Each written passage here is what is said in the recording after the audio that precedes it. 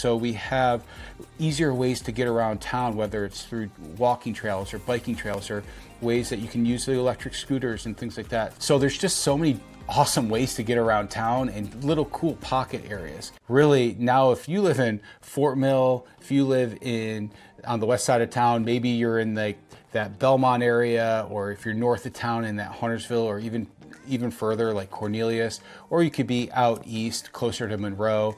It's funny because people really consider all that Charlotte, even though technically you may be in a smaller town or something like that. The reality is Charlotte really has spread to where even if you live in some of those different areas and even a different state like being in Fort Mill, you still feel like you're in the greater Charlotte area.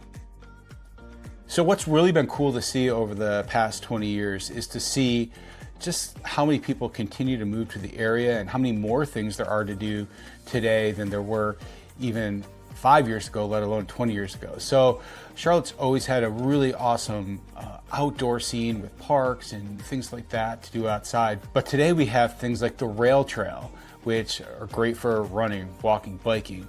It takes you all the way through the South End, Loso areas. We also have the Greenway. The Greenway is a 19-mile connector, basically from the North Carolina, South Carolina border all the way up to NODA. We also have things like the Whitewater Center.